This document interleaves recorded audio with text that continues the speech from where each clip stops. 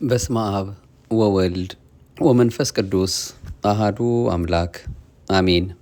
እንደ ኦርቶዶክሳዊት ተዋሕዶ ቤተ ክርስቲያናችን እምነት ስርዓትና ትውፊት የምህረት አምላክ የቃሉ ባለቤት የደግነት አባት ቸሩ መድኃኔዓለም ሁላችንም በሕይወት በጤና ጠብቆ ለዚህ ያደረሰን እሱ እንደረዳን እሱ እንዳመለከተን እሱ አምላካችን እንድንኖርበት ሰማይና ምድር ሲያልፍ በማያልፈው ቃሉ ሊነግረን ሊመክረን የወደደውን የፈቀደውን ለዛሬም በተለየ መልኩ ሰባተኛይቱን የአብይ ጾም ሰንበትን ይኸውም ኒቆዲሞስ የተባለውን ከብዙ በጥቂቱ ከሙሉ በከፊሉ ምንጭ ጠቅሰን የምናደርሰውን መርሐ ግብራችንን ነው ይዘን የተመለስ ነው። አሁንም የፍቅር አምላክ ቸሩ መድኃኔዓለም በፍጹም ይቅርታው እየጎበኘ በደግነቱ ሁላችንም እየጠበቀ ምሕረትና ቸርነቱን አብዝቶልን ሳምንቱን በሰላም አሳልፎ ደግሞ ዳግም ለዚህ ሰዓትና ደቂቃ እንድንደርስ ፈቃዱ ስለሆነልን ከምንም ነገር በላይ እናመሰግንበት ዘንድ በፈጠረልን አንደበት ክብርና ምስጋና ላንተ ይሁን ማለታችን ነውና ከኛ የሚጠበቀው አሁንም የአምላካችን የቸሩ መድኃኔዓለም ኃያል ገናና ቅዱስ የሆነ ስሙ ከአጥናፍ እስከ አጥናፍ ከጠዋት እስከ ማታ ከዘላለም እስከ ዘላለም ከፀሐይ መውጫ እስከ ፀሐይ መጥለቂያ ድረስ የከበረ የተመሰገነ ይሁን። ርርተ ሕሊና ርርተ ልቦና ምልዕተ ጸጋ ምልዕተ ክብር ምዕራገ ጸሎት አዛኝት እናታችን መብርሃንም ልጄ ወዳጄ እያለች ወደ እሱ ወደ ልጇ የምታሳስብልን የቀደመ ቃል ኪዳኗ ሁልጊዜም ከኛ ጋር የሆነው ምልጃዋ አብሮን አለና የአዛኝት እናታችን የወላዲት አምላክም ስሟ የከበረ የተመሰገነ ይሁን። የቅዱሳን አምላክ ለዛሬ እንግዲህ ሰባተኛይቱን የአብይ ጾም ሰንበትን በተመለከተ ኒቆዲሞስን የምንዘክርበት ስለ ኒቆዲሞስ የምንማርበት በውስጡም እጅግ በጣም በርካታ ቁም ነገሮችን የምናይበትን ነው ለዛሬ አምላካችን የሚያስተምረንን እንዲህ የምንከታተለው የምንሰማውን ለደጋጎቹ የገለጠው ምስጢር ለእኛም ገልጾልን የምንኖርበት እርሱን የምናውቅበት ፍቅሩን የምናስብበት እንዲያደርግልን እየተማጸን ስለ ኒቆዲሞስ እንዲህ እንከታተላለን። በክርስትናው ዓለም ከታወቁት መንፈሳውያን ባለታሪክ አባቶች መካከል አንዱ ምሁረ ኦሪት ኒቆዲሞስ ነው። ኒቆዲሞስ በእምነት በአመለካከትና በሐሳብ ከፈሪሳውያን ወገን እንደነበርና በትምህርት በሹመትና በባለጸግነት ደግሞ የአይሁድ አለቃ እንደነበር ቅዱሳት መጻሕፍት ያስረዳሉ። ኒቆዲሞስ በሕይወት ዘመኑ ከሚታወቅባቸው መንፈሳዊ ጉዞዎቹ መካከል ጥቂቶቹን ለመጥቀስ ያህል በብሉይ ኪዳን አባትነቱና መምህርነቱ ቅዱሳት መጻሕፍትን ከወልደ እግዚአብሔር ሰው መሆን ጋር አነጻጽሮ መረዳቱ ዮሐንስ ወንጌል ምዕራፍ 3 በወቅቱ ከነበረው የጸሐፍት ፈሪሳውያን የክህደት እንቅስቃሴ ርቆ የእግዚአብሔር ወልድን አምላክነት ተረድቶ ለአምላክነቱ የሚገባውን የምስክርነት ድምፅ ማሰማቱ በመዓልት የተሰጠውን የሕዝብ አደራ የቀን ሥራ ማለት ነው በአገባቡ እየፈጸመ በሌሊት ግን መንፈሳዊ ግዴታውን መወጣቱ እንዲሁም ደግሞ ስለ ምስጢረ ጥምቀት ማለትም ከውሃና ከመንፈስ በመወለድ እንዴት ልጅነት እንደሚገኝ አጥብቆ መጠየቁ ኋላም ደግሞ መድኃኔዓለም ኢየሱስ ክርስቶስ በጸሐፍት ፈሪሳውያን አንደበት ሲነቀፍ ሰምቶ እውነቱን አለመረዳታቸውን ተመልክቶ የነቀፋቸው በመሆኑ ዮሐንስ ወንጌል ምዕራፍ 7 ቁጥር 45 በመጨረሻም የመድኃኔዓለም ክርስቶስን ቅዱስ ሥጋ ከመስቀል ላይ አውርዶ በአዲስ መቃብር ማስቀመጡና ሌሎችም ታላላቅ መንፈሳዊ ሥራዎቹ ለታላቁ አባት ለኒቆዲሞስ ምስክር የሚሆኑ ናቸው። የኒቆዲሞስ የብሉይ ኪዳን መምህርነትና የአይሁድ አለቅነት እንደ ሌሎች ጸሐፍት ፈሪሳውያን በምቀኝነትና በራስ ወዳድነት የተሸፈነ ባለመሆኑ የክርስቶስን አምላክነት ለመረዳት ጊዜ አልወሰደበትም። ምክንያቱም በወቅቱ የነበሩ የአይሁድ ሹማምንት የተለያዩ ምክንያቶችን በማመንጨት በክደት ማዕበል የተዋጡበት ጊዜ ስለሆነ ወቅቱ አስቸጋሪ ነበር። ለአይሁድ አለማመን ይቀርቡ የነበሩ ሰበቦች አባታችን አብርሃም ነው፣ አንድ አባት አለን እርሱም እግዚአብሔር ነው ዮሐንስ ወንጌል ምዕራፍ 8 ቁጥር 39፣ ሰንበትን ይሽራል፣ ራሱን ከእግዚአብሔር ጋር እኩል ያደርጋል፣ ለቄሳር ግብር እንዳይሰጥ ይከለክላል የሚሉ ስለነበሩ ወቅቱ ማስተዋልን የሚጠይቅ ነበር። የኒቆዲሞስ የማስተዋል ታላቅነቱ የተመዘነው በዚህ አስቸጋሪ የጉዞ መስመር ላይ ሆኖ እግዚአብሔርን እንደ እግዚአብሔርነቱ በልቡ አምኖ በአፉ በመመስከሩ ነው። ይህም ታላቅ እምነቱ በታላቁ ወንጌላዊ በቅዱስ ዮሐንስ አንደበት እንደሚከተለው ተመስክሮለታል። እንግዲህ ይሄ በዕለተ ሰንበት በወንጌላችን የሚነበበው ነው። ከፈሪሳውያንም ወገን የአይሁድ አለቃ የሆነ ኒቆዲሞስ የሚባል አንድ ሰው ነበረ። እርሱም በሌሊት ወደ ኢየሱስ መጥቶ መምህር ሆይ እግዚአብሔር ከእርሱ ጋር ከሆነ ማለትም እግዚአብሔር እርሱ ካልሆነ በቀር አንተ የምታደርጋቸውን እነዚህ ምልክቶች ሊያደርግ የሚችል የለምና መምህር ሆነህ ከእግዚአብሔር ዘንድ እንደመጣህ ከሦስቱ አካል አንዱ አካል ከሦስቱ ቅዱስ አንዱ ቅዱስ አንተ እግዚአብሔር ወልድ ወደዚህ ዓለም እንደመጣህ እናውቃለን አለው። ዮሐንስ ወንጌል ምዕራፍ 3 ከቁጥር 1። እንዲህ በማለት የእምነቱን ፍጹምነትና ምስክርነቱን መዝግቦለታል። የኒቆዲሞስ ታላቅነት በማመን ብቻ የተደመደመ አይደለም። የማመን ምልክቱ የሚረጋገጠው በምስጢረ ጥምቀት መሆኑን ከአምላካችን ከባለቤቱ ከኢየሱስ ክርስቶስ አንደበት አረጋግጧል።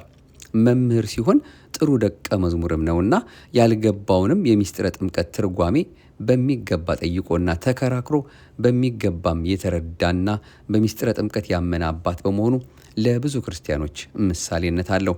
መድኃኒታችን ኢየሱስ ክርስቶስም የኒቆዲሞስ ጥያቄ እንደ ጸሐፍት ፈሪሳውያን ለተንኮልና ለፈተና የቀረበ ጥያቄ ሳይሆን እንደ ምእመን የሚከተለውን ሃይማኖት በአግባቡ ተረድቶና አውቆ ስርዓቱን ለመፈጸም በጎ ሕሊና እንዲኖረው ያቀረበው ጥያቄ መሆኑን በመረዳት ምስጢርነት ባለው ምሳሌ አስረድቶታል። ምሳሌውም እንዲህ የሚል ነው።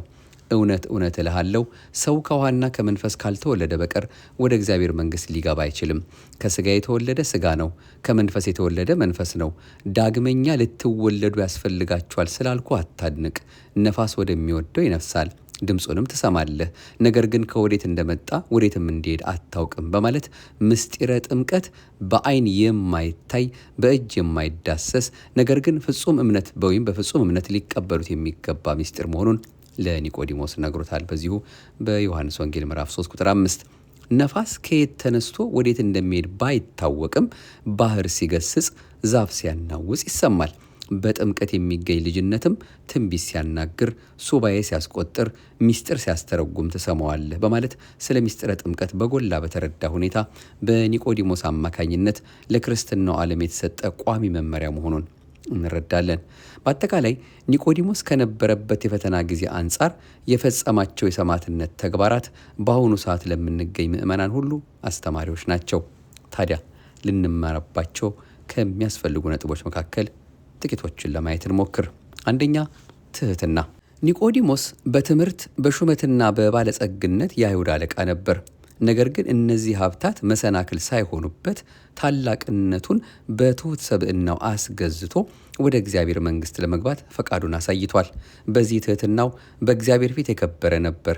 በስሜ የተጠሩት ሕዝቤ ሰውነታቸውን አዋርደው ቢጸልዩ ፊቴንም ቢፈልጉ ከክፉ መንገዳቸውን ቢመለሱ በሰማይ ሆኜ እሰማለሁ፣ ኃጢአታቸውንም ይቅር እላለሁ እንደተባለ ሁለተኛ ዜና መዋዕል ምዕራፍ 7 ቁጥር 14 እግዚአብሔር ከሚወዳቸው መንፈሳዊያት ተግባራት አንዱ ትህትና መሆኑን ከተረዳን የሚከብደን ነገር የለም።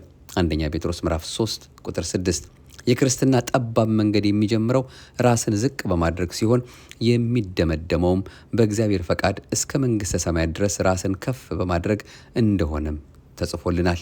ማቴዎስ 23:12 ኒቆዲሞስ የብሉይ ኪዳን መምህር ሲሆን ወገኖቹ የተቃወሙትንና የከሰሱትን ክርስቶስን መምህር ብሎ መጥራቱ የትህትናው አብይ ምልክት ነው።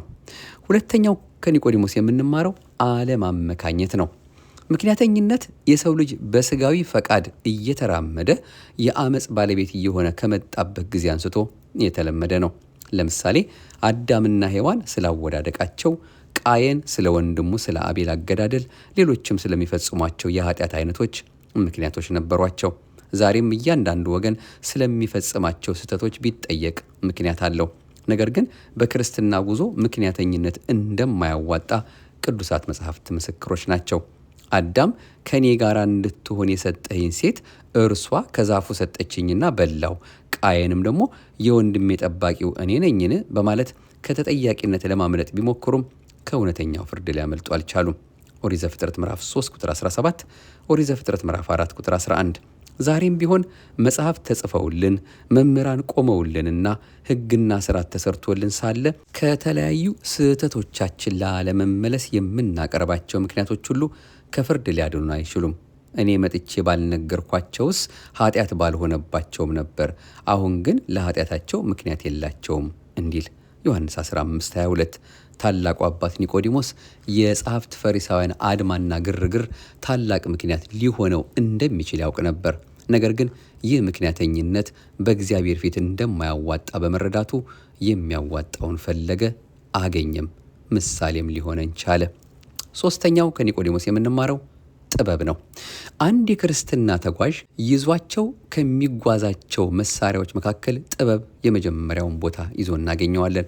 ዓላማ ያለው ሁሉ ለዓላማው ማስፈጸሚያ የሚሆኑ የተለያዩ መሳሪያዎች ያስፈልጉታል።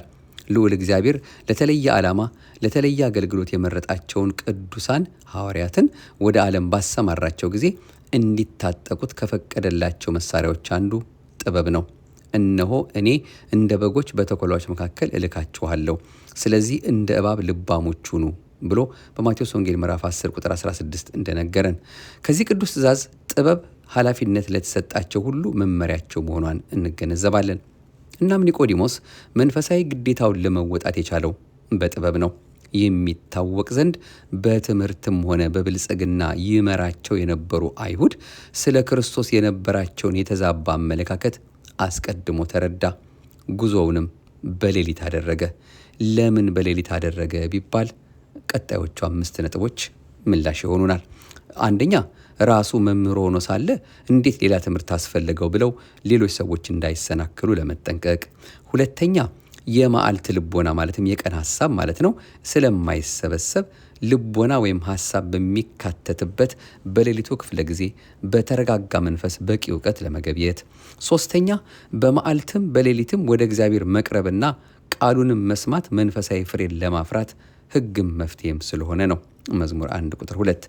አራተኛ፣ ከአዳም ጀምሮ እስከ ክርስቶስ የነበሩ ነፍሳትን ከሌሊት ፍዳ ወደ ብርሃን ድህነት፣ ከጽልመተ ኩነኔ ወደ መንግሥተ ብርሃን የምታመጣቸው አንተነህ ለማለት ነው። አምስተኛ፣ በመዓልትም በሌሊትም ቢፈልጉ ትገኛለህ፣ ሁሉም ያንተ ስለሆነ በማለት በጥበብ መጓዙ እንመለከታለን። መዝሙር 73 ቁጥር 16። ስራ በዛብን፣ ጊዜ አጠረብን እያል ወደ እግዚአብሔር ለመቅረብ ያልታደልን ካለን ኒቆዲሞስ ታላቅ ምሳሌ ሊሆነን ይገባል። ከእርሱ እንደምንረዳው በሕዝባዊ አመራር፣ በቤተ ክርስቲያን አስተዳደር፣ በቤተሰብ አስተዳደግም ሆነ በየትኛውም የሥራ ዘርፍ የተሰማራን ሁሉ በምንመራው ሕዝብ ፊት ምን ያህል በጥበብ እየተመላለስን እንደሆነ ማንነታችንን እንድናውቅ የሚጠቁመን ነው። የኒቆዲሞስ ጥበቡና ማስተዋሉ የሚለካው ብዙዎች የሐሰት ወሬ በሚያበዙበት ወቅት እውነተኛውን አምላክ ምስጋና ይግባውና ፍጡር ወልደ ዮሴፍ የሚሉ ከሃዲያን ድምፃቸው ከፍ ብሎ ተሰሚነትን ባገኘበት ወቅት እርሱ ግን ወደ እውነተኛው አምላክ ፊት ቀርቦ አንተ ወደ ዓለም የመጣኸው አምላክ ነህ ብሎ አቋሙን በመግለጡ ነበር። በአሁኑ ሰዓት የእኛ ሕይወት ቢለካ ከዚህ የተለየ ሆኖ እናገኘዋለን። ምክንያቱም አማላጅ ነው ከሚሉት ጋራ አማላጅ ነው ሎቱ ስብሐት፣ ፍጡር ነው ከሚሉት ጋራ ፍጡር ነው ከማለት ያላነሰ ክርስትናን አንግበን የእግዚአብሔር ስም በከንቱ ሲነሳ ከመሳቅ ያላለፈ ተቃውሞ ስናሳይ የዘባቾችን የመዝሙር መሰል ሙዚቃቸውን በመደገፍ የአድማጮች አባሎቻቸው መሆናችን የሚታይ እውነት ነው። ኒቆዲሞስ ግን በዚህ አይነት ግብር ያልተባበረ የእውነተኞች ክርስቲያኖች ምሳሌ ለመሆን የበቃ ጥበበኛ አባት ነውና ልንመስለው ይገባል። ሌላው ከኒቆዲሞስ የምንማረው አራተኛው ነጥብ የተናገረውን አምኖ መቀበል ነው። ከዘመነ አበው ጀምሮ እስከ ክርስትናው ዓለም ድረስ የተነገራቸውን የእግዚአብሔርን ቃል አምነው የተቀበሉ አባቶችና እናቶች የተለየ ቦታ ተሰጥቷቸው እናያለን። ከአርስተ አበው መካከል ታላቁ የእምነት አባት አብርሃም ከሀገሩና ከዘመዶቹ ተለይቶ እግዚአብሔር ወደሚያሳየው ሀገር እንዲሄድ በታዘዘው መሰረት ትእዛዙን ተቀብሎ በመፈጸሙ የእምነት አባት ተብሏል። ዘፍጥረት 12 ቁጥር 1። በዘመነ ሐዲስም ወላዲት አምላክ ድንግል ማርያም የመልአኩ የቅዱስ ገብርኤልን ቃል እንደ ቃልህ ይደረግልኝ ብላ መቀበሏ ለተለየ ምስጋና አብቅቷታል። ሉቃስ 1:45። ኒቆዲሞስ የነበረበትን ዘመን አስቸጋሪ የሚያደርገውም ይኸው ነበር። ለድነት ዓለም ወደዚህ ዓለም የመጣው ወልደ እግዚአብሔር ኢየሱስ ክርስቶስ ከሰማይ የወረደ የሕይወት እንጀራ እኔ ነኝ፣ ወደ እኔ የሚመጣ ከቶ አይራብም፣ በእኔ አምላክነት የሚያምን ሁልጊዜ ከቶ አይጠማም የሚለው አምላካዊ ቃል ግራ ያጋባቸው አይሁድ ቃሉን ሰምተው ለማሳበል ያላደረጉት ጥረት አልነበረም። የመምህረ ኦሪት ኒቆዲሞስ በጎ ሕሊና ግን ይህን የምስራች ቃል ሰምቶ አምኖ ለመቀበል ጊዜ አላጠፋም። የእግዚአብሔርን ቃል መስማትና ማንበብ ከጀመርንበት ጊዜ አንስቶ በስንት ርዕሶች ላይ ስንት የተለያዩ ትምህርቶችን ሰምተን ወይም አንበበን ይሆን? ስለ እምነት ፍጹምነት፣ ስለ ጋብቻ፣ ስለ ፍቅረ እግዚአብሔርና ፍቅረ ቢጽ፣ ስለ ወላዲት አምላክ አማላጅነት፣ ስለ ቅዱሳን አማልክት ዘበጸጋ፣ ስለ ቅድስት ቤተ ክርስቲያን፣ ስለ ሀገር፣ በችግር ላይ ስለሚገኙ ወገኖች፣ ብቻ በየጊዜው የሰማነውና የምንሰማው የምናነበውም በጣም ብዙ ነው። የሰማነው አምላካዊ ቃል የጆሮ ቀለብ ሆኖ ቀርቶ ከሆነ ሰምተን ባለመቀበላችን ከአይሁድ የምንለይበትና ኒቆዲሞስን የምንመስልበት ቁም ነገር ባለመጨበጣችን ይፈረድብናል። ለእውነት መመስከር የሚለው አምስተኛው ከኒቆዲሞስ የምንማረው ነው። እናንተ በቃሌ ብትኖሩ በእውነት ደቀ መዛሙርቴ ናችሁ፣ እውነትንም ታውቃላችሁ፣ እውነትም አርነት ያወጣችኋል። ዮሐንስ ምዕራፍ 8 ቁጥር 31። ከዚህ አምላካዊ ቃል በመነሳት ነበር ኒቆዲሞስ አንተ የምታደርጋቸውን እነዚህ ምልክቶች ሊያደርግ የሚችል የለም ያለው። ኒቆዲሞስ የተመለከተው አይሁድ የተመለከቱትን እውነት ነበር። ልዩነቱ የማስተዋልና ያለማስተዋል ምስጢር በመሆኑ ነው እንጂ። ምክንያቱም በደረቅ ግንባር ላይ በምራቆ ጭቃ አድርጎ በጭቃው የእውሩን ዓይኖች ቀብቶ ሲፈውሰው ከአይሁድ ተሰውሮ አይደለም። ጸሐፍት ፈሪሳውያን ግን ይህን እውነት ለመቀበል አምነው ለመመስከርም አልሞከሩም። በአንጻሩ ኒቆዲሞስ ራሱን ለእውነት አሳልፎ በመስጠቱ ነፃነት ተሰምቶታል። እውነት ማለት ባለቤቱ መድኃኔዓለም ክርስቶስ ነው። ዮሐንስ 14 ቁጥር 6 እርሱን ክርስቶስን የባሕርይ አምላክ ነው ብለው የማይከተሉ ቢኖሩ ሐሰተኞች ናቸው። ይድኑ ዘንድ የእውነትን ፍቅር ስላልተቀበሉ ለሚጠፉ የእርሱ መምጣት በተአምራት ሁሉና በምልክቶች በሐሰተኞች ድንቆችም በአመፅም መታለል ሁሉ እንደ ሰይጣን አሰራር ነው እንዳለን ሁለተኛ ተሰሎንቄ ምዕራፍ 2 ቁጥር 9። እውነት የሚገለጠው ቅድሚያ በሃይማኖት ወይም በእምነት ይሁን እንጂ የእውነተኛ ክርስቲያኖች እውነት ግን እነርሱ ባሉበት ሁሉ ይገለጣል። የሥራ ክቡርነትና ታማኝነት፣ የፍትሕ አሰጣጥ ሂደት፣ በመሸጥና በመግዛት፣ በአገርና በወገን ወዳድነት፣ በቤተ ክርስቲያን ተቆርቋሪነት፣ በችግርና በመከራ ወቅት ደራሽነትና ተባባሪነት፣ ለእውነት መመስከር፣ እነዚህ ሁሉ የእውነተኛ ክርስትና መገለጫዎች ናቸው። በእነዚህ ሁሉ እግዚአብሔር አለና። ነገር ግን ትንሹ ትልቁን፣ ሰራተኛው አለቃውን፣ በአጠቃላይ አንዱ ሌላውን በመፍራት እውነት መስመሩን ለቆ ቦታውን ለሐሰት ሲያስረክብ በአርምሞ ማለፍ ማስጠየቁ አይቀርም። ምክንያቱም እግዚአብሔር በኃጢአተኛው ላይ በሚፈርድበት ወቅት ከዳር ቆሞ የሚመለከተው ሁሉ ኃጢአተኛውን ከስተትህ ተመለስ፣ አንተ ተሳስተሃል ብሎ ለእውነት መመስከር ባለመቻሉ ከፍርድ የማያመልጥ መሆኑን ቅዱሳት መጻሕፍት ይመሰክራሉ። ሕዝቅኤል ምዕራፍ 3 ቁጥር 18። ስድስተኛውና የመጨረሻው ከኒቆዲሞስ የምንማረው ክርስትና ማመን ብቻ እንዳይደለ የሚያጠይቀው ጽናትን ነው። ባመኑት ጸንቶ መቆምም የታላቅ መንፈሳውያን አባቶች ምልክት ነው። መድኃኔዓለም ክርስቶስ የሰው ልጅ ባመነበት በሰማው አምላካዊ ቃል ጸንቶ ይኖር ዘንድ በማይነቃነቅ አለት ላይ በተሰራ ቤት መስሎ አስተምሮታል። ማቴዎስ ምዕራፍ 7 ቁጥር 24። ታላቁ አባት ኒቆዲሞስም ይህን አምላካዊ ቃል በተግባር ለመተርጎም የመጀመሪያው ሰው መሆኑን ቅዱስ መጽሐፍ ይመሰክርለታል። ዮሐንስ 19 ቁጥር 39። ከዕለተ ሐሙስ ማታ ጀምሮ መድኃኔዓለም ኢየሱስ ክርስቶስ የማዳን ሥራውን ለመፈጸም የመስቀል ጉዞውን ሲጀምር የሚቀበለውን መከራ አብረው ለመቀበል ብዙ ሰዎች ቃል ገብተው ነበር። ማቴዎስ 26:33። ነገር ግን ጠባቡን የመስቀል መንገድ መጓዝ ከፈቃደ ሥጋ ወይም ከሥጋ ፍላጎት ጋር የማይጣጣም በመሆኑ ሊዘልቁበት አልቻሉም። ኒቆዲሞስ ግን የአይሁድን ማስፈራራትና ግልምጫ በጸጋ በመቀበል የፈጣሪ ዓለማትን ቅዱስ ሥጋ ከመስቀሉ ላይ አውርዶ ማንም ባልተቀበረበት መቃብር አስቀምጧል። ይህ የመስቀል ተግባር ከፍተኛ ጽናትን የሚጠይቅ ነው። ምክንያቱም በአይሁድ አድማና ግርግር ከማኅበራዊ ኑሮ እፈናቀላለሁ ብሎ ሳይፈራ መድኃኔዓለም ክርስቶስ የተቸነከረባቸውን ችንካሮች ወይም ቅንዋት ነቅሎ ቅዱስ ሥጋውን ተሸክሞ ማውረድ የመንፈሳዊ ጽናት ማስረጃ ነው። ልዑል እግዚአብሔር በጽናት ሆነው ትንሽ ለሚለምኑ ብዙ መስጠት ልማዱ ስለሆነ ለታላቁ አባት ኒቆዲሞስም መንፈሳዊ ጽናቱን ተመልክቶ 5 አዕማደ ምስጢራትን ገልጾለታል። እንግዲህ 5 አዕማደ ምስጢራት የተባሉት ሁላችንም እንደምናውቀው ምስጢረ ሥላሴ፣ ምስጢረ ሥጋዌ፣ ምስጢረ ጥምቀት፣ ምስጢረ ቁርባንና ምስጢረ ትንሣኤ ሙታንን ነው። እነዚህ እንዴት ነው የገለጸለት ቢሉ ይህ የሚታወቅ ዘንድ እንግዲህ የወልደ እግዚአብሔር ቅዱስ ሥጋውን ከመስቀል አውርዶ በሚገንዝበት ወቅት ቅዱስ እግዚአብሔር ቅዱስ ኃያል ቅዱስ ሕያው የማይሞት ከቅድስት ድንግል ማርያም የተወለደ አቤቱ ይቅር በለን ብሎ ምስጢረ ሥጋዌውን፣ ቅዱስ እግዚአብሔር ቅዱስ ኃያል ቅዱስ ሕያው የማይሞት በዮርዳኖስ የተጠመቀ በእንጨት መስቀልም የተሰቀለ አቤቱ ይቅር በለን ብሎ ምስጢረ ጥምቀቱን ምስጢረ ቁርባኑን እንዲሁም ደግሞ ቅዱስ እግዚአብሔር ቅዱስ ኃያል ቅዱስ ሕያው የማይሞት በሦስተኛው ቀን ከሙታን ተለይቶ ተነሳ ብሎ ምስጢረ ትንሣኤ ሙታንን በመግለጽ እንዲህ እያለ እንዲገንዘው አስተምሮታል። ይህም ስርዓት ዛሬ ለቤተ ክርስቲያናችን የኪዳን መጀመሪያ ሆኖ ይገኛል። የዚህ ታላቅ አባት ስም በቤተ ክርስቲያናችን በዓመት ከሚገኙት ሰንበታት ውስጥ በአብይ ጾም በሚገኘው እንግዲህ አሁን እየተነጋገርንበት ባለው 7ኛው ሰንበት ኒቆዲሞስ በሚል ስያሜ ይታወቃል። በታላቁ የቤተ ክርስቲያናችን የታሪክ ቅርስ በሆነው መጽሐፈ ስንክሳርም ነሐሴ 1 ቀን መታሰቢያው ይነበባል። ቁጥሩ ከ72ቱ አርድእት የሆነው ኒቆዲሞስ ባመነበት ልዑል አምላክ ስም በሰማዕትነት እንዳረፈ ይታመናል። አይሁድ እንደ አንበሳ ሲያናፉ እንደ ግስላ ሲደነፉ በነበሩበት በዚያ በመከራው ቀን ችንካሩን ነቅሎ ከመስቀል አውርዶ ራቁቱን የተሰቀለውን የዓለም እንግዳ ጌታችንና አምላካችን መድኃኒታችን ኢየሱስ ክርስቶስን በነጭ ሐር በድርብ በፍታ ለመገነዝና ቅዱስ ሥጋውን በቅዱስ መቃብር ለማኖር የታደለ የኒቆዲሞስን ጽናት እንዲያድለን የአምላካችን የተቀደሰ ፈቃዱ ይሁንልን። አሜን።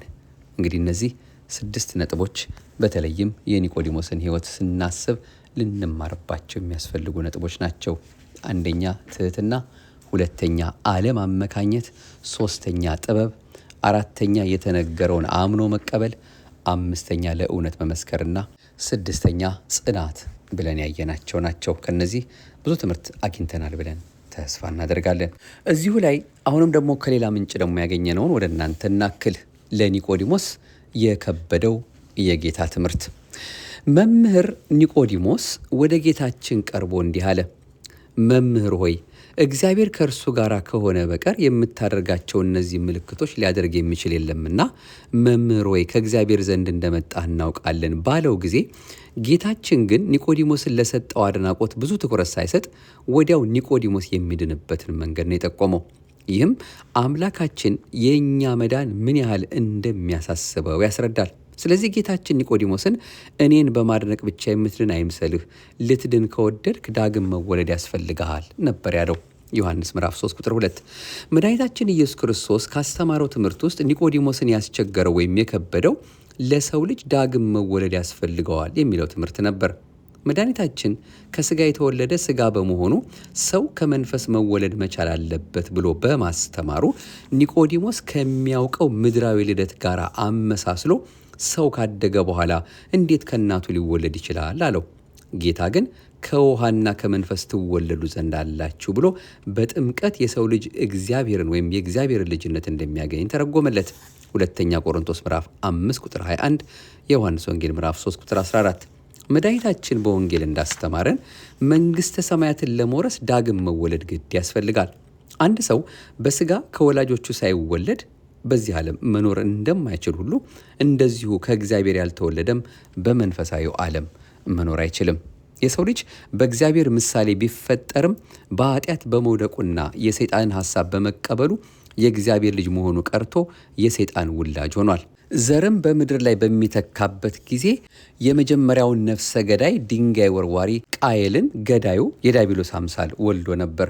ሴትም ቢሆን ከመንፈሳዊው ምውት አዳም በመወለዱ ምውት ነበረ። የአዳም ልጅ ሁሉም በአዳም ከሞት ስር የወደቀ መዋቲ በመሆኑ በሕይወት ለመኖር የእግዚአብሔር መንግሥት ለመውረስ በወንጌል አምኖ ከእግዚአብሔር መወለድ ግድ ነው። ዮሐንስ ወንጌል ምዕራፍ 8 ቁጥር 49። ጌታ እንዲህ ብሎ መለሰለት፣ ዳግመኛ ያልተወለደ ሰው ሃይማኖትን አያውቃትም ብዬ በእውነት እነግርሃለሁ አለው። ምን ነው ሃይማኖት ይቀድም ልጅነት ይከተል የለምን ቢሉ መገለጫውን ሲሻ ነው። አንድም ዳግመኛ ያልተወለደ መንግሥተ ሰማያትን አይወርሳትም፣ ስንኳን ሊወርሳት አያያትም ብዬ በእውነት እነግርሃለሁ ሲለው ነው። ኒቆዲሞስም እንዲህ አለው፣ ሰው ካደገ ከጎለመሰ በኋላ ዳግመኛ መወለድ እንደምን ይቻለዋል? ወደ አባቱ አብራክ ተመልሶ ወደ እናቱ ማኅፀን ገብቶ ዳግመኛ መወለድ ይቻለዋልን? አለው። ጌታችንም እንዲህ ብሎ መለሰለት፣ ከአብራከ መንፈስ ቅዱስ ከማኅፀነ ዮርዳኖስ ያልተወለደ ወደ መንግሥተ ሰማያት መግባት አይቻለውም ብሎ ነግሮታል። በምስጢር 3ቱንም አካላት ተናግሯል። እማይ ብሎ እግዚአብሔር ወልድን፣ እመንፈስ ቅዱስ ብሎ እግዚአብሔር መንፈስ ቅዱስን፣ እግዚአብሔር ብሎ እግዚአብሔር አብን ተናገረ። ከሥላሴ ያልተወለደ ወደ መንግሥተ ሰማያት አይገባም ሲል ነው። ከግዙፍ የተወለደ ግዙፍ ነውና ከረቂቅም የተወለደ ረቂቅ ነውና ዳግመኛ ትወለዱ ዘንድ አላችሁ ስላልኩህ እንዳታደንቅ። መንፈሰ ረድኤት በወደደው ያድራል። ሱባኤ ሲያስቆጥር፣ ትንቢት ሲያናግር፣ ምስጢር ሲያስተረጉም፣ ቋንቋ ሲያናግር ትሰማለህ። ሀብተ ሙሴ ለኢያሱ፣ ሀብተ ኤልያስ ለኤልሳ ሲሰጥ አይታይም። ነፋስ ከዚህ አለ ከዚህ የሌለ ከዚህ ወደዚያ ይሄዳል ከዚያ ወደዚህ ይመጣል አትለውም። ከመንፈስ ቅዱስም የሚወለዱት ልደት እንደዚህ ነውና ነፋስ በወደደው ይነፍሳል። ባህር ሲገስጽ፣ ዛፍ ሲያናውጥ ትሰማለህ እንጂ አታየውም። ያወቅነውን እንድናስተምር ያየነውን እንድንመሰክር በእውነት እነግርሃለሁ። ትምህርታችንን ግን አትቀበሉትም። የዛሬውን ልደቱን ብነግራችሁ ያላመናችሁ የኋላውን ልደቱን ብነግራችሁ እንደምን ታምናላችሁ ብሎታል አምላካችን። ምን ነው የዛሬውስ የኋላስ አንድ አይደለምን ቢሉ የዛሬው ምክንያት አለው። በጥምቀት በንፋት ይሰጣል፣ የኋላው ግን እንበለ ምክንያት ነውና። ወደ ሰማይ የወጣ የለም፣ ከሰማይ የወረደ ወደ ሰማይ የወጣ በአብ ሪና የሚኖረው ወልደ እጓለ እመሕያው ነው እንጂ። ያረገውስ የወረደውስ አንድ አይደለምን ቢሉ ያረገው ሌላ የወረደው ሌላ እንዳይሉ ነው። ጌታችን ራሱን ከአብ አስገብቶ እንዲህ ሲል ተናገረ። በሕልውና ያወቅነውን እንድናስተምር በሕልውና ያየነውን እንድንመሰክር በእውነት እነግርሃለሁ። ትምህርታችንን ግን አትቀበሉንም። ምድራዊ ልደቱን ብነግራችሁ ያላመናችሁ ሰማያዊ ልደቱን ብነግራችሁ እንደምን ታምናላችሁ? ከክርስቶስ በቀር ሰማያዊ ዕውቀትን ሰማያዊ ሀብትን ገንዘብ ያደረገ የለም። ሁለተኛ መወለድ የአሮጌው ሰው ጠባይና ባህሪ ነው። አዲስ ሰው ለመሆን አዲሱን ሰው ክርስቶስን መልበስ ግድ ነውና ደካማ የሆነ አዳማዊ ባህሪን በቃሉ ሽሯል። ከእርሱ ተወለድ ርስቱን ተወርስ ዘንድ ልጅ ሁነው። እግዚአብሔር ልጅ ትሆን ዘንድ ጠርቶሃልና ተወልደህም ከሆነ ልጅነትን አታባክ ነው። አባትን መስለህ ኑር። ይህም በተመለከተ ጥቂት በኦርቶዶክሳዊት ተዋሕዶ ቤተክርስቲያናችን ያለውን አስተምሮ እንዲህ ለመግለጥ እንሞክር። በኦርቶዶክሳዊት ተዋሕዶ ቤተክርስቲያን አስተምሮ መሰረት አንድ ሰው 3 አይነት ልደት አለው። አንደኛ ልደተ ስጋዊ ሲሆን ይኸውም በተፈጥሮ ሕግ መሰረት ከእናት ከአባቱ በስጋ የሚወለደው ነው። ይህም በተፈጥሮ ሕግ የሚገኝ ልደት ነው። ሁለተኛው ልደት መንፈሳዊ ሲሆን ይህም ጌታችን ለኒቆዲሞስ እውነት እውነት እልሃለሁ ሰው ከውሃና ከመንፈስ ቅዱስ ካልተወለደ በቀር ወደ እግዚአብሔር መንግሥት ሊገባ አይችልም ብሎ እንዳስረዳው ከማኅፀነ ዮርዳኖስ ከአብራከ መንፈስ ቅዱስ የምንወለደው ልደት ነው። ሶስተኛው ልደት ሚጠታዊ ሲሆን አንድ ሰው ያልተስተካከለ ሕይወት በኃጢአት ያደፈ ኑሮ የሚኖር ከሆነ ይህ ሰው በእግዚአብሔር ሆነ በህብረተሰቡ ዘንድ እንደሞተ ነው የሚቆጠረው። አንድ ሰው በኃጢአት የተጨማለቀ በበደል የጨቀየ ኑሮውን እርግፍ አድርጎ በመተው በንስሐ ወደ እግዚአብሔር ሲመለስ እንደገና ተወለደ፣ አዲስ ሰው ሆነ ይባላል። ጌታችን ኢየሱስ ክርስቶስ በወንጌሉ እንደ ሕፃናት ካልሆናችሁ ወደ መንግሥተ ሰማያት መግባት አትችሉም ያለን ለዚህ ነው። ማቴዎስ 18 ሕፃናት የዋሆችና ንጹሐን ናቸው፣ ተንኮል አይሰሩም፣ ቂምና በቀል አይዙም፣ በአባታቸው ላይም ታላቅ እምነት አላቸው። እኛም እንደ ሕፃናት ከቂም ከበቀል ከክፋት ከተንኮል መራቅ አለብን። ይህን ያደረግን እንደሆነ የእግዚአብሔር ልጆች እንባላለን። በአንድ መንደር 2 ቤተሰቦች ነበሩ። ሁለቱም ቤተሰቦች በዕድሜ የተስተካከሉ 2 ልጆች ነበሯቸው። አንድ ቀን 2ቱ ልጆች ሲጫወቱ ተጣልተው አንዱ ልጅ ሌላውን ልጅ ጥቂት ያቆስለዋል። በዚህ ምክንያት 2ቱ ቤተሰቦች ይጣሉና ይኳረፋሉ። መኳረፋቸውንም የሰሙ ጎረቤቶች 2ቱን ቤተሰቦች ሊያስታርቁ ሽምግልና ይቀመጣሉ። ሽማግሌዎች ለማስታረቅ በሚጥሩበት ጊዜ 2ቱ ቤተሰቦች አንታረቅም በማለት እያስቸገሩ ሳለ የተጣሉት 2ቱ ልጆች ሩቅ ሆነው ሲጫወቱ ሽማግሌዎቹ ይመለከታሉ። ሽማግሌዎቹም ከልጆቻችሁ ለምን ታንሳላችሁ? እነሱ የትላንት ጠባቸውን ረስተው በታላቅ ፍቅር ይኸው እየተጫወቱ ነው። ታዲያ እናንተ ምን እንሁን ነው የምትሉት? ብለው ከነገሯቸው በኋላ ሁሉም ተገርመው ታርቀው ተለያዩ ይባላል። አባ ባህሪ የተባሉ ሊቅ መዝሙረ ክርስቶስ በሚለው ድርሰታቸው ስለ ኒቆዲሞስ እንዲህ ሲሉ ተቀኝተዋል።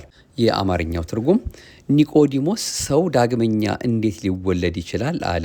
ስለዚህ ልቦናውን አላዘጋጀምና ጌታችን ኢየሱስ ክርስቶስ አስደናቂ የሆነውን ዳግም ልደትንና ንስሐን አስቀድሞም ኋላም ገለጠለት። ኒቆዲሞስ ወይ የአይሁድ ጉባኤ ትሽራለህ፣ ታሰናብታለህ፣ ጎስቋላ ድሃም ትሆናለህ ሲል አይሁዳዊ እልቅናውን ትቶ ኦሪታዊ ሹመቱን ለቆ ስለ ክርስቶስ መነቀፍን እንደመረጠ አባ ባህሪ መስክሮለታል። እንግዲህ ለዛሬ ለሰባተኛይቱ የአብይ ጾም ሰንበት ኒቆዲሞስ ስለተባለችዋ አምላካችን በቸርነትና በምሕረቱ ይኸው ሰዓቱን ደቂቃውን ባርኮ ቀድሶ በዚህ መልኩ እንድንሰማ እንድንማር ስላደረገን ክብርና ምስጋና ለገናና ስሙ ይሁንልን። ርዕሱ ማለትም ከኒቆዲሞስ ልንሰማው ልንማረው የሚያስፈልገን እጅግ በጣም በርካታ ቁም ነገሮች አሉ። በተለይ ከሱ ምን እንማራለን ብለን የወሰድናቸውን ነጥቦች እንዳንረሳ ነው።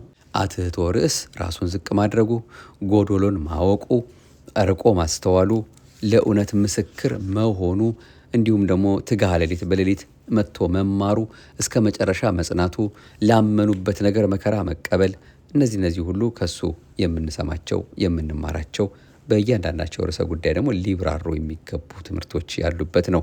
ኒቆዲሞስ ወንጌልን ከተማረ በኋላስ ምን አደረገ ቢሉ የአይሁድ አለቃ መምህር ኒቆዲሞስ ከጌታችን እግር ስር ቁጭ ብሎ ወንጌልን ተምሮ ከተረዳ በኋላ እውነቱን ሲያውቅ ቀጥታ የጠባይና የአቋም ለውጥን ያደረገው።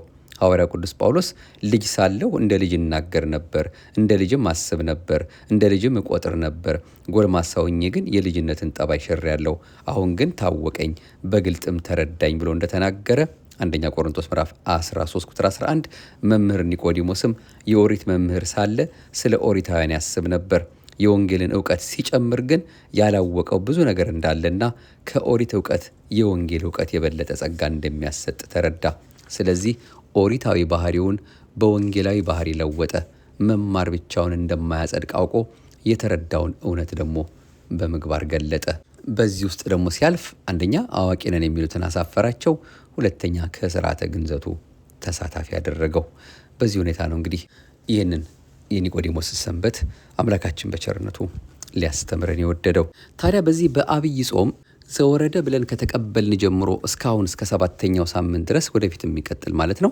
ሌሊት አባቶቻችን ሊቃውንቱ ካህናቱ ሁሉ ቆመው ነው የሚያድሩትና በተለይ ዳዊትን እያስተዛዘሉ እየተቀባበሉ እግዚአብሔር አምላካችን በእውነት በሰጣቸው ጸጋ ከቅዱስ ያሬድ በተማርነው መሰረት ማለት ነው ለዕለቱ የሚገባውን ስብሐተ እግዚአብሔር ሲያደርሱ ነው የሚያድሩት። ታዲያ በኒቆዲሞስ ሳምንት በሌሎቹ ሳምንታት የሚደርሰው ዜማው በግዕዝ ነው። በዚህ በኒቆዲሞስ ሳምንት ግን አራራይ ዜማ ነው። ታዲያ በዚህ በአራራይ ዜማ የመቆሙ ምስጢር ምንድን ነው ቢሉ ከዘወረደ እስከ ገብርኄር ድረስ በግዕዝ ዜማ ደርሶ በኒቆዲሞስ ደግሞ አራራይ መቆሙ ከእዝል ቀጥሎ አራራይ እንደሆነ ጌታችንም ለዓለም ቤዛ ሆኖ በመስቀል መስዋዕትነት ከፍሎ ዓለምን ካዳነ በኋላ እነዚህን የሰጠኸኝን እንደኛ አንድ እንዲሆኑ በስምህ ጠብቃቸው ብሎ ዮሐንስ ወንጌል ምዕራፍ 17 ዓለምን ለመንፈስ ቅዱስ አደራ መስጠቱን ያሳያል። የአራራይ ዜማ አራህራሂ ወይም የሚያራራ ዜማ እንደሆነ መንፈስ ቅዱስም ደግሞ የምእመናን ኃጢአትን ይቅር እያለ በርኅራኄ የሚጠብቃቸው መሆኑን ምስጢሩ ይገልጻል።